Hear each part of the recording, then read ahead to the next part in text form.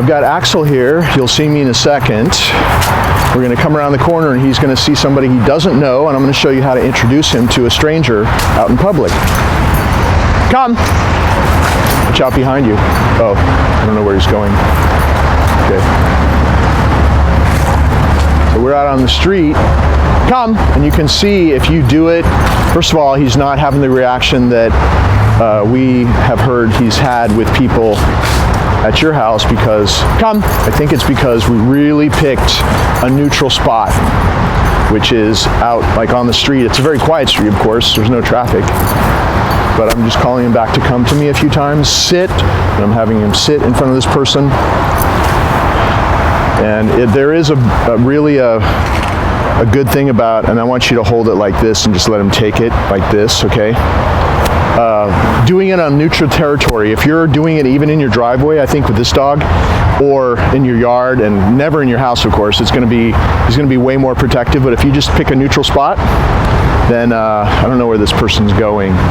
If they're going straight, go ahead, keep filming. We'll wait till this person passes by. We thought it was a quiet street, and then we started to film, and all the cars showed up.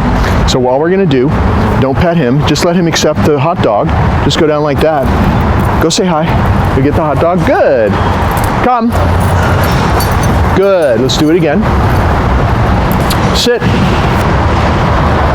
And part of this is the dog sees you give the treat to the person. That's part of it. So, and also you're practicing a sit-stay because he needs to stay there until you come back to get him, or come back to send him to the person. Go say hi. Good. Come. Good. So this is good. This is a person that he's never met before. And see how I'm doing this little circle and sit. That body language thing where you step into him and your body does most of the work is very important because it is a very dominant move, but it's a dominant move that he appreciates because, now just let him take these out of your palm. He appreciates that because it makes him feel safe, because it's a kind, gentle way to be dominant. If you're stepping into him, okay, like this, you are the boss. And over again, sit. People doing that to him, so never turning right. Even if I want to go right, okay, I'm going to go left to go right, and see how, okay. Also, it's more likely to have him stay next to you. There's just a few, you'll watch as you rewatch this, which hopefully you'll do many times. Sit. You'll see that I just tap periodically to keep him next to me. Also, we just brought him out on the street. We didn't work up to anything. He just came out and hasn't practiced yet today. So you see, it takes a couple of minutes for him to calm down and be able to do these things in public. Now he's got a little sit stay. He's also pulling. He was pulling less as well after a couple of minutes. So now I'm going to send him over to say hi. Go say hi. He takes hot dogs. Come. Call him back to come. Good. So here, sit, of course. It's going to be different because this is where he learned all these new behaviors, all the commands, where he was introduced to a bunch of people. So in his mind, because dogs associate behavior with places, people and places, this location, this is what he does with a new person, because he's done it so many times. And we just have to continue that at your house, which means that you have to practice what we're doing here the same exact way, with the same rules as well. Neutral territory, as far away from your house as possible, not in front. I do it one door down because he barks at people so much when they pass by your house. And work towards having what we have here. Obviously he can do it, but he has a pre-existing relationship with you and new people at your house because of what he did there before he came here. So that's always the challenge, is making sure that this behavior that he learned here gets transferred back home, so that he's not just only good here only, and then he goes back and does the same thing with you. So that's why we're videoing this, so you can see exactly what we do. We're just going to send him over one more time. You see how calm he is now with the new person. I'll give you a new kind of treat now. See how he waits? My right hand, go say hi. He gets a treat. Come. Just having him approach, good. A stranger, accept a gift. Sit. is big, instead of him barking and lunging and pulling like we've seen him do at your house before. So just practice it this way, work your way up to meeting new people. Maybe you're the first, if he really has a bad reaction to some people, then I think it would be people that he already practiced aggression with before he came here, because he already has an impression with them. Come, this person's brand new, good. But there are some people in your life that he wanted to go after, which is one of the reasons why you brought him to me originally. That's the toughest one. It's not like it's not like you're giving him a new, an impression of a new person. He already has an impression of those people, so he's most likely going to be, he sees them and he's going to try to click into what he used to do with them before. So maybe the first few times, you just have the person stand in that spot and you don't send him over for the first few times that they come over. You just do this desensitization exercise. Keep calling him away. Good. And then you're done. When you have this, you're done. And you do it 3 or 4 or 5 times. And if they're there to visit, you put him in his crate in the back room with his favorite bone to chew on, and you close the door. So he's in a back room, chewing on the bone in his crate, happy. That's what he does here. And then when that person leaves, you let him out again. And if he's been out for a good amount of time before they came, he could be in there for 3 hours. It's not the end of the world. So you do that for a while. You always want to end on a success. And even if your success lasts for 20 seconds, like maybe with some people, he can only do this for 20 seconds. You start there and you end it while he's like this, and then you gradually build on that. And that's the way to get him used to people gradually. It's what I had to do here. As you know, he was lunging at cars and lunging at people. I couldn't take him to Home Depot, and you see in the clip, he's fine at Home Depot now. This is exactly how I did that. I worked up to it gradually. Every day I just did a little bit more. If I went too far, I knew I had to back up, and I went back a week later to try it again, and he could do it. So it's all very methodical, it's very logical. Don't rush anything. Just take it slow and you'll have good results like we have here.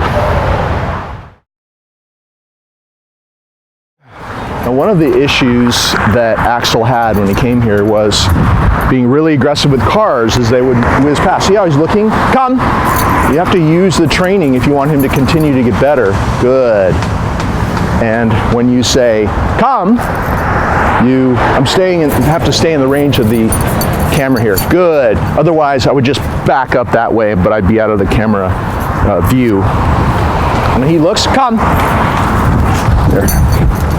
Good. You call him back to your target hand, just calling him to come. You call him away from anything he looks at. And we're positioned here where it's really busy. It can get really busy. There's a bunch of cars going in and out of the parking lot here and whizzing past, and we're about to get some more. But see how he looks? He's still interested, but gone are all the lunging and the barking, the pulling towards them. Good. And like I said, normally you're just going to be calling him back, but I'm doing that turn so that I can still stay in the camera view. Good. It would be more like that for you. Left hand grabs the leash, you step into him, and you keep him walking or wherever you're going.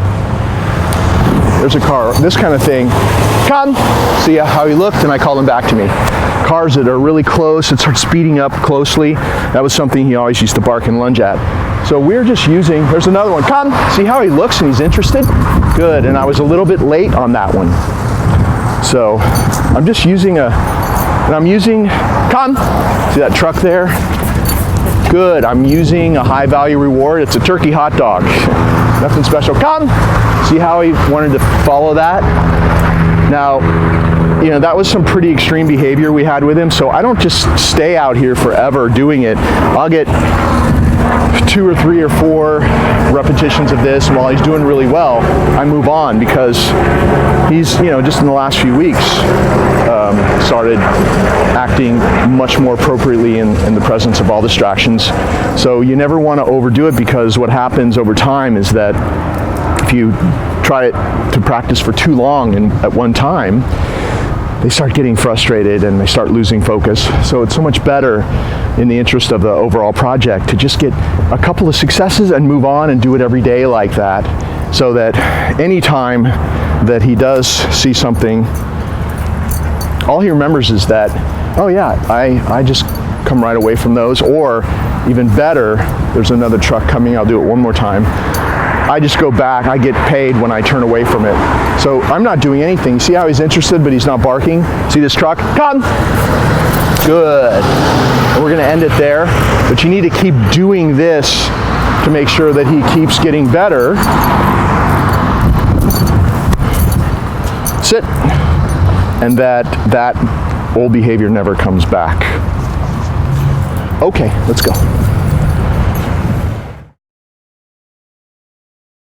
Sit. Now I'm doing some training out here in public where there are a lot of strangers, a lot of people walking past. Hey, and he will look, but you have him in training mode. Anybody walking up to us is going to, nope, gonna maybe trigger him to look at them. But see what I did? I didn't jerk him or pop him. I just drew him back to me when he saw somebody. I drew him back to me, rewarded him, and this is in a sit stay. And there are people you're going to see coming from that direction in a minute with carts. We practice this a lot here, so he's starting to get used to being out in public like this. Look at me, right here. Good, there you go. See how all this activity, come on, you should come this way. Good, very good. See all this activity. Still, he's in a sit stay. Right here, buddy. He's very interested, but he's not performing that aggression anymore. Good. Good. And then you can also have him do down.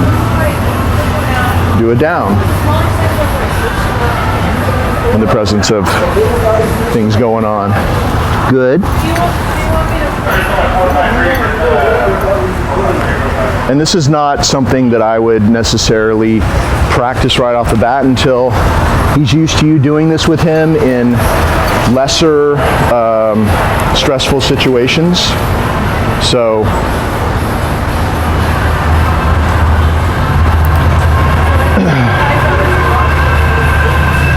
this is just to show you what we've been doing. But if you're out in public, you want to always be calling him away from distractions before he reacts.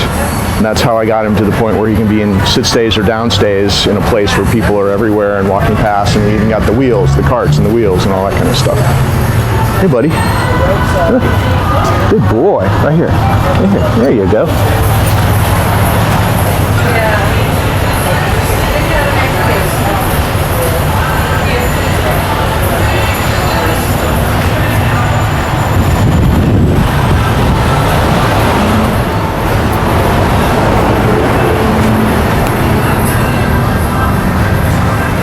Here you go. Here you go, bud. Right here. Good. Now I'll release him. It was a good little session there. Okay. Sit. And go.